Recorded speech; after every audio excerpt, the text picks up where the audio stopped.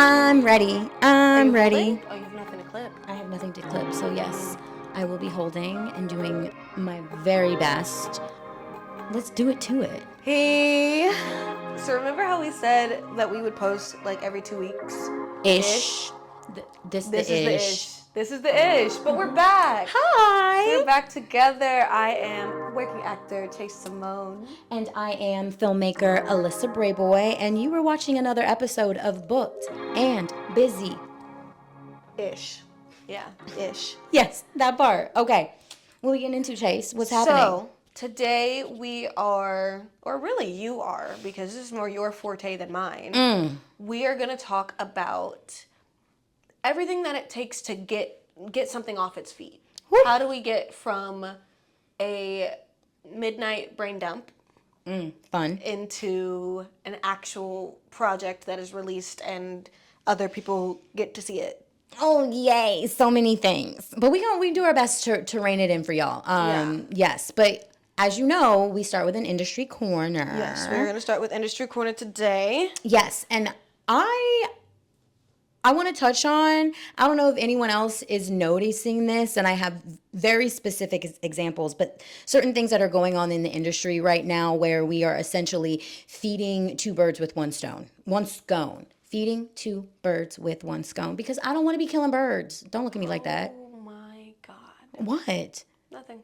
Exactly. Nope. Anyway, Keep going. so yes, I have noticed, especially when it comes to Ryan Coogler and proximity media, there is a lot of, having a project, but then taking that project and either like the making of or like other aspects of getting content from it. So we've got Sinners and the way he broke down the different film format in terms of the shot on film for IMAX, then it is shot on 70 millimeter, and then like the way he broke all of that down like a master class.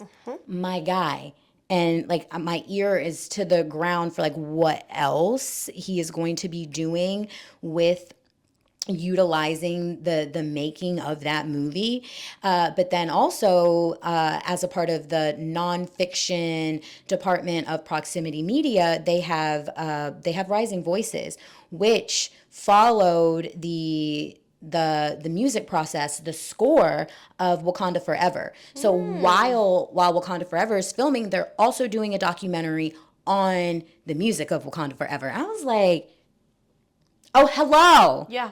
So smart.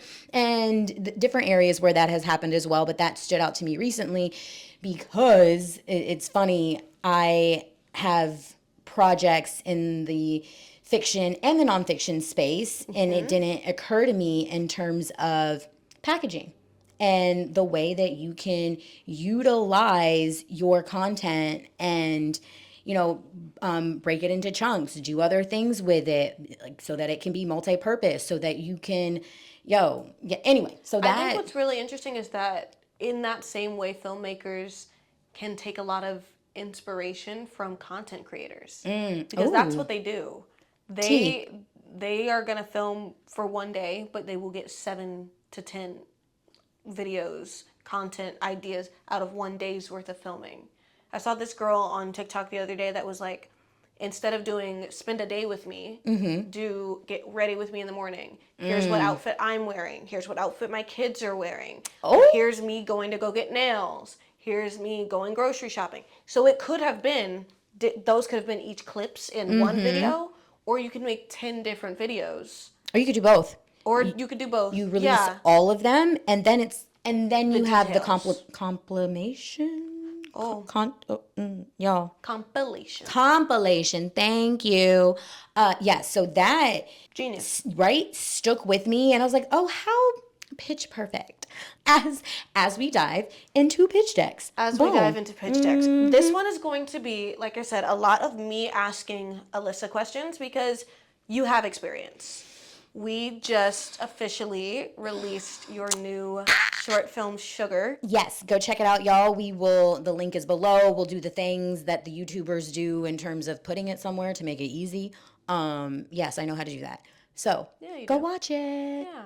It's really exciting because it just finished its festival circuit, Yes. which we'll get into that and how to get into and have a festival circuit. But first, we have to go backwards. Yep. Completely, and just how did this? How did Sugar specifically go from brain dump to pitch, brain dump to script, or to just something on paper rather than in your head? It, when I started Buttons, had, goals for the quarter in terms of short films, web series, doing things, and, the different projects that I wanted to develop and like have a slate of. And Sugar, because of my background and experience in the sex work community and world, was just so forefront, and I couldn't stop thinking about it. And so came up with the concept, formulated my log line, my synopsis, how many, I'm like, okay, what is the show? Who are my characters? What is the world? And then I started with a one sheet. So, And what is that for those who don't know? one sheet is a one page. It has an image, so it's usually your poster. And so it's the poster, and then you have your log line and you have your synopsis. So when someone is looking at it, it has all, like, you're able to, it's a tangible thing. Usually you can take it to different conferences, different festivals, different AFM, which is the American Film Market, and so that you're able to hand someone something to take away with them that gives them everything that they need to know in one sheet, in a snapshot. Nice. So I started with a one sheet, and I was like, okay, great. Finish my one sheet. I was like, oh, okay, well, I need an outline of the pilot and the story and my characters. And so at first it started in pieces, in chunks, and I felt all over the fucking place. I was like, I don't know what I'm doing, because I didn't know what I was doing. I was like, well, I'm gonna find out.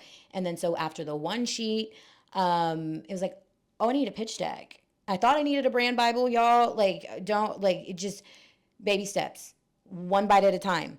And so after the one sheet came the pitch deck. Lies. After the one sheet came the pilot. Then, You wrote the script. yep, I wrote the script. I realized I needed something, a, something tangible as well, for someone to read, to be like, well, what is this show? And just out of curiosity, how long did that script take? What's funny is I had the idea, and then I signed up for, or like there was a competition of sorts that I wanted to submit to, and or maybe it was a fellowship, doesn't matter. And so I gave myself a deadline, and because I knew it had to be done, I cranked that baby out in a week. Wow. But then, like, over time, like, I wrote Sugar 2 years ago, and I'm still writing, y'all. I'm You're never still done writing. writing, You're writing on set. because crazy, after finishing the first draft and be like, oh my god, I did it, polished it, I was like, oh, now I need.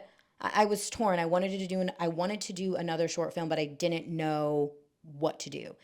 And I wanted something for my reel. I wanted a calling card as a writer, director, actor, something that could. I looked at my reel and I realized I don't have anything that showcases what I can actually do, Yeah. and what I care about, and the stories that I want to be a part of. So I was like, oh, let me take a scene from Sugar. It's written. I've got it. And let's pick an easy scene that I can crank out, and boom, picked it. Like, and then things just started to snowball. Once I made the conscious decision to do that, oh, and started talking to people and asking favors and doing all the things, it just, so then shot the first scene of the pilot as a proof of concept, as a short within itself, as a taste of me as a filmmaker. It was able to do so many things with just one piece of content, which is a piece of a larger piece of content. Yeah. Well, now that you've gotten a script done and you were building out your one page and your pitch deck, and you have this short film as like a proof of concept in theory. Right. You're moving into pitching. Yes. What is a fear for pitching? Both building a pitch deck, because I know that that's been, that it's a long process, but also moving towards the opportunities of like taking those meetings. Right. And being in those rooms. It's like, how do you know when you're done? Are you ever done? Right? It's like, and so, okay, we'll get to that. I jumped ahead, y'all. What is a fear?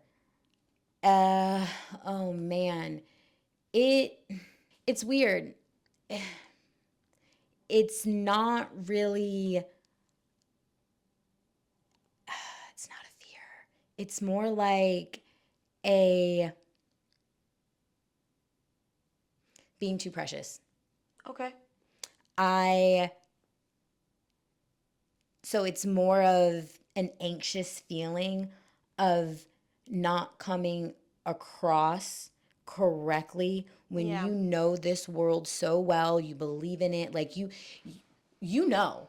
And but when you are so close to something and you want it so bad, I have a fear of being too precious. And it's something that I work on constantly. I have to check in with myself. I'm like, okay, like, this is my baby. Yeah, and Like, I mean, there's something to that. There's value in it. We've had this conversation before of like the best people to pitch something, the best people to sell something. It is believed, according to the sharks on Shark Tank, is not the person that made it because they're too close to it. But there's also value in having that passion for the project, having something that is you and that you are also being pitched just as much as the project is being pitched. Right? that part, because something that I have learned on this process, I don't need this, y'all, I'm tripping. Something that I've learned on this process, yes, you're pitching a project, but overall, you are pitching yourself. Like, do you believe in you? Because if you don't believe in you, other people aren't going to believe in you. Absolutely. So it is the story, yes, but at its core, it is also why you.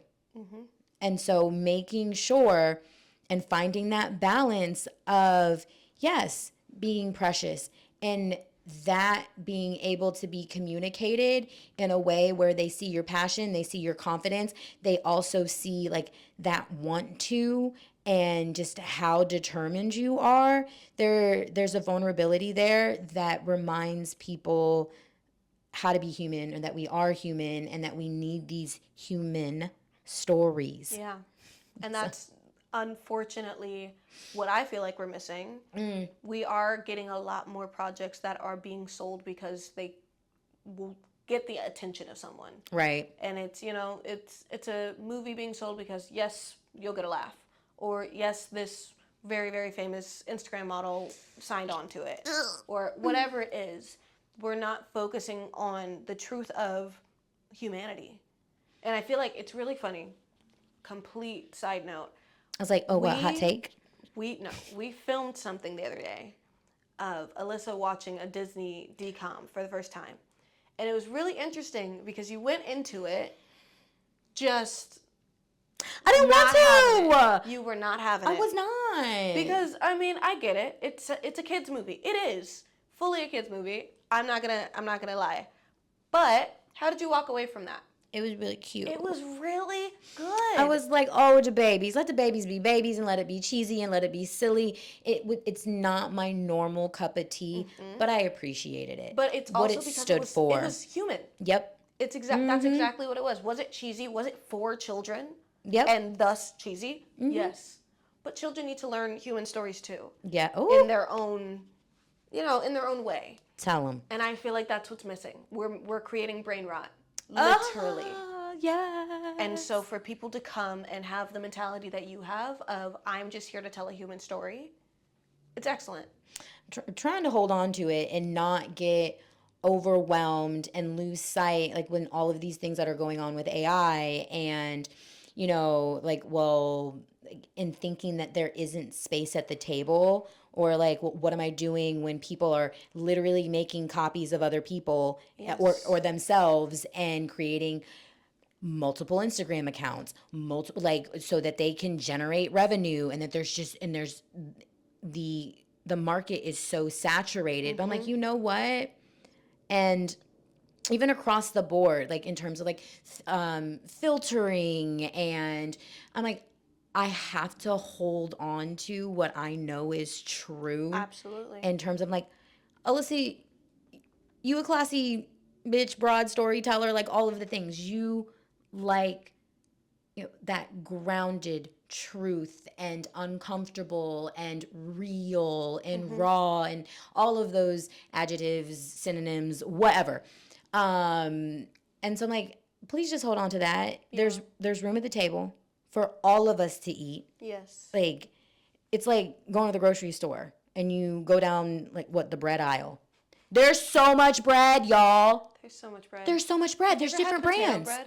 Yes. It's I delicious. love potato It's bread. so good. And nobody, Right? literally, I'm sorry, I thought I was like poor as a child because I was eating potato bread. And I was like, bread is made of wheat, Baby. not potatoes. Potato bread. What are you doing, father? Why would you buy this?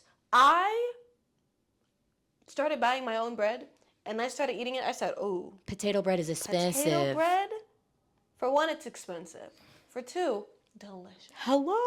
Delicious. It's got this sweetness it's to like, it. And it's spongy. Yep. It's different. It's so good, and you know though. what? I like different. I love that I'm different. I love. You're the potato bread. Ah! You are the potato bread, love. I'll take it. Yes, we need it. Yes. You know what? You are potato bread.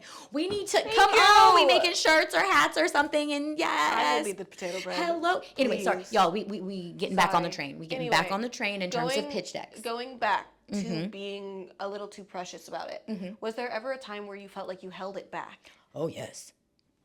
Oh my God. There are projects that I am holding back right now. Sometimes I hold back with sugar, and then sometimes I have to get myself out of my own way. Sometimes other people have to push me out of my own way, and I have to give myself deadlines by committing to send my script to someone for notes, to doing a mock pitch at the studio class. at ZA. Shout out ZA Studios. To showing someone like I have to check in with myself and constantly make sure, because when are you ever really ready? Just do it, figure it out, even if you don't know, like, okay, well, what if you did? Anytime I tell myself, like, I don't know what I'm doing, I don't know how to do this. What if you did? Calm down, you're gonna figure it out. Yeah. And so I absolutely have held myself back and slowed down the process. But I also know at the same time, some of the times that I did slow myself down, I got slowed down for a reason. And it helped in the end? Oh my God, did it make things better? Did I find things? Did I remember? Did I have like real life experience where I'm like, oh, this is going to be in there now. Ain't this about a bitch? But we're going to turn it into something beautiful. Yes, absolutely. And unfortunately, when you're in those moments of being held back, you don't see the benefit out of it. You don't see what could be until it happens. And those I know just in my own life that there are seasons of like, I know that this is just the worst time of my life. Nothing's going to be good. Everything is going to hell in a handbasket. And then out of nowhere, like, life happens and exciting things happen.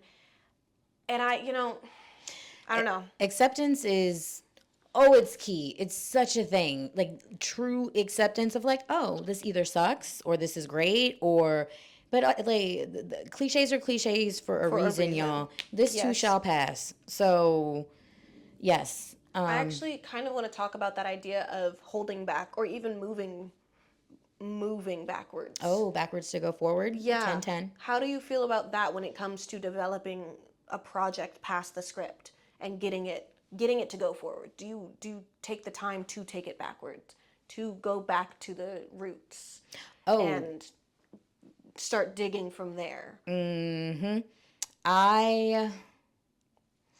trying to think of a specific example. I have to go back to the beginning so many times because the way my brain works in terms of storytelling is starting with how I want to end. How is this going to end?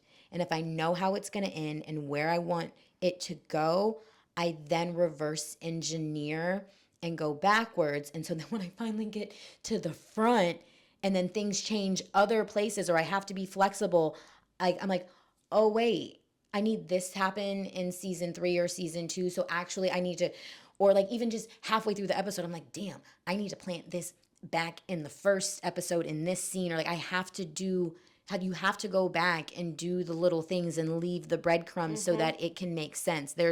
It's not linear, You have y'all. to plant the what is it, Chekhov's gun? Yeah, there's so many things where yes, things can happen in a linear fashion in terms of like checking off the boxes, but please believe you won't like it.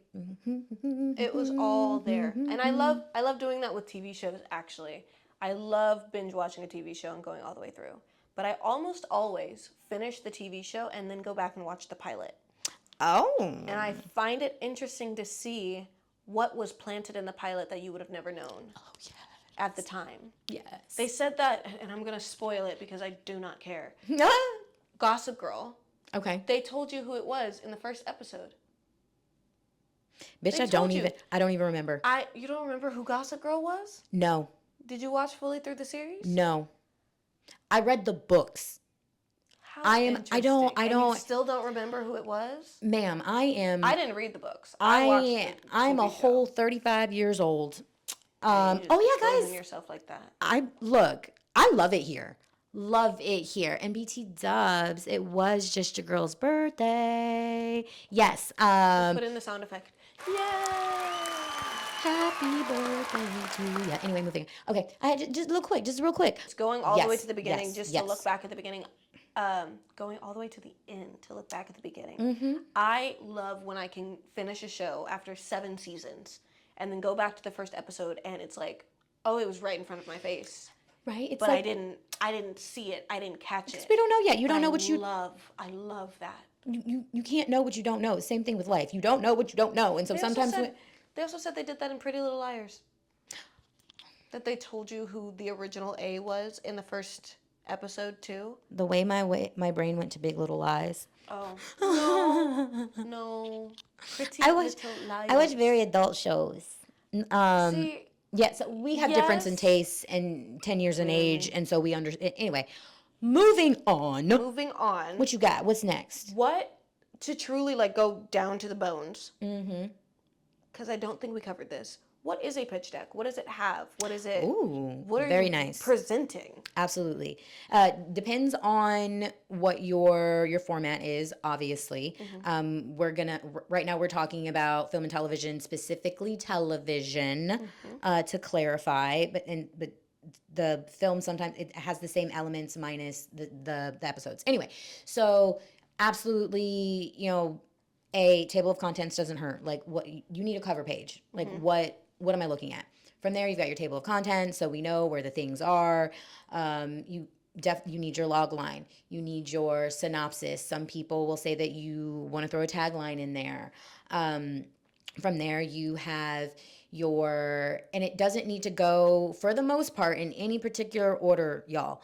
Then you will have your pilot episode breakdown. Then you have your series breakdown, what's happening in each episode over the course of how many episodes you have. Then you have your main character breakdown. Then you're going to potentially have your goals for your series slash why this show, why you, why now, and what do you want to do with it. Yes. Then you are going to have It's kind of the business side of it, right? yes, and like future projections. Like you also want to try and keep it down to like 10 pages. Like you really want it to be really concise where no one has any questions. Like everything is answered.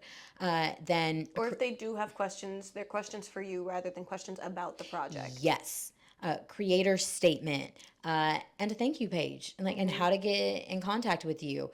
And so like that is the meat of what a pitch deck is, making sure you can explain who, what, why, when, where, and how. Is there any customization based on who you're presenting it to? Because I know with sugar, there's a very specific, I would say, if you would want to put it on streaming or if you would want to do cable television, which, ew, so old. There's certain avenues that sugar would be able to fit into. Absolutely. And so do you, but each of those avenues is different. So I forgot. do you customize? Tone and style. Like yes. I forgot, like your visual, like your worlds. Do I customize? Yes and no. I try really hard not to get bogged down in the minutia of things and making sure I'm focused on story and the world and my vision and not getting lost and making sure who I'm pitching to, like that I have done my homework and targeting the the relationships and the partnerships and the production companies and the networks that I know I'm going to thrive there. Yeah. Like, why would I try and go? There's no way in hell I'm going to ABC to pitch sugar. There's no way in hell they're just certain no, don't try and force. You're not really going for the big five at all, actually. No. Do not try and force a round peg into a square hole. Commercial break. Yes. Name the big five. What are the big five cable networks? ABC. Who's got Peacock now? What the fuck? What is that? NBC. We've got the other three letters. Fox. Another three letters. Oh my gosh. Who do I got? I'm missing two. CNN. CBS. Oh, CBS. My bad. Well, I mean CNN is news. And I know this. Oh my God, I'm on the spot.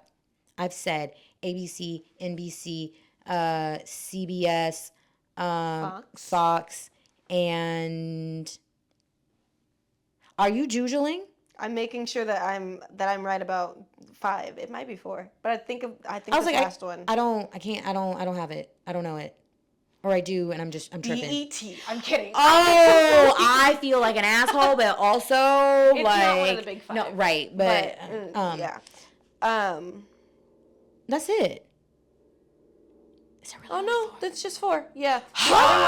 The other one, which, I mean, technically, Univision.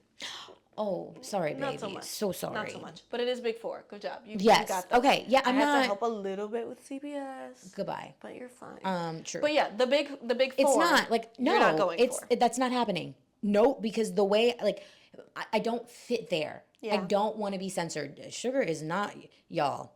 It's if not you don't for, know, now you do. Yeah. Sugar is. Sugar is open to be viewed. Yes. On our YouTube. Go check it out. Go ahead and watch it, and then come back. And know that and we will talk about it. It's just the beginning, which is wild.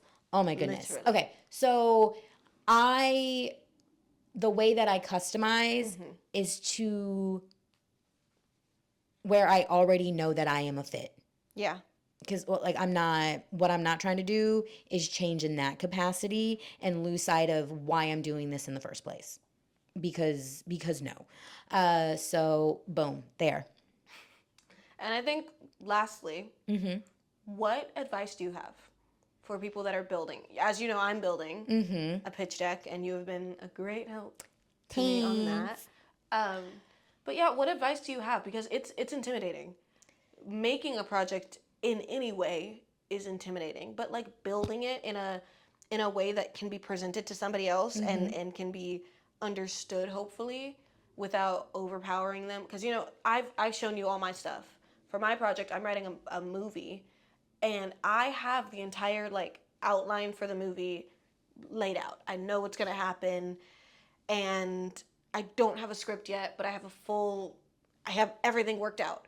And so if I present it to somebody, I'm not giving them every little bullet point that I've written out. But also, I don't want to keep getting, well, maybe you should add this, and maybe you should add this. And I'm like, they're already there. I just didn't put it in the pitch deck. How do you work on that? Biggest, off top of head piece of advice is start with the world, what you know, and allow it to be bad. Get it out. Ooh, no. We're not gonna pause. We gotta pause on that one. What do you allow it to be bad? Allow it to be bad.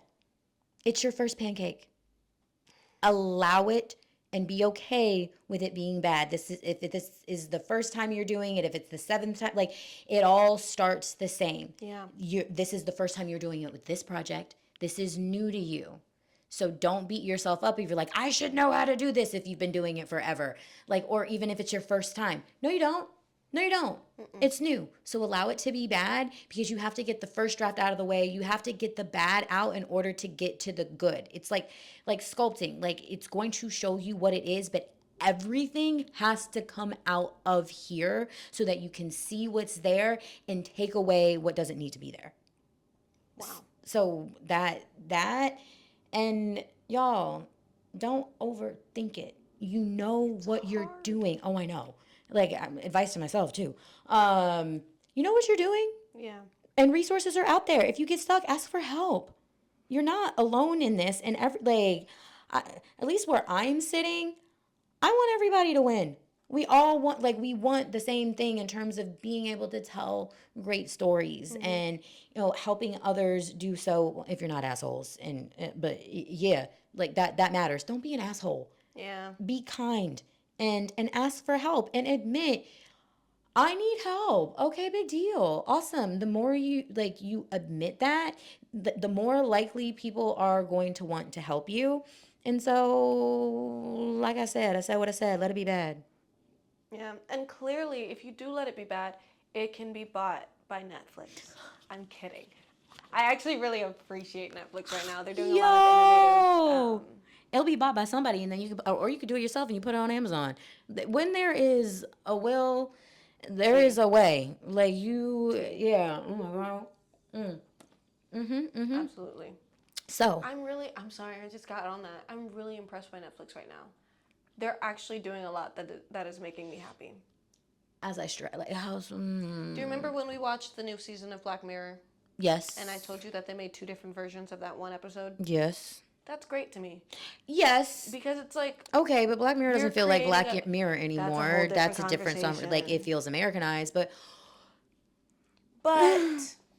it's still... There's still inklings of like what we love, what we all fell in love with. Which very true. I don't know. I'm also... I'm going back and I'm watching Bandersnatch again. I don't know that. Oh my gosh. Look, there's a lot of content out in the world. Bandersnatch is a part of the Black Mirror universe. It was Netflix's, if I'm remembering correctly, first interactive movie. Okay. All right. We doing the thing where we're getting off topic, and so we're gonna wrap this up. We are gonna wrap it up, and then we're gonna go do our own thing because today's a long day. Yeah, it is, y'all. Thank you. I'm gonna go watch some Bandersnatch. For coming back and joining us. I'm Alyssa Brayboy, filmmaker, I am obviously. Chase Simone, working actress. Don't forget to like, comment, subscribe, do all the things, tell your friends. Go watch Sugar. Yes, please. If you have any questions, also ask them. We are doing a couple of kind of more behind the camera episodes coming up within the next few weeks. And so that'll be really fun to see what you guys have to say and maybe incorporate that into what we're going to talk about. Yes. So, thank you for joining us for another episode of Booked and Busy-ish. We out, and we will see you next time. Bye. Adios.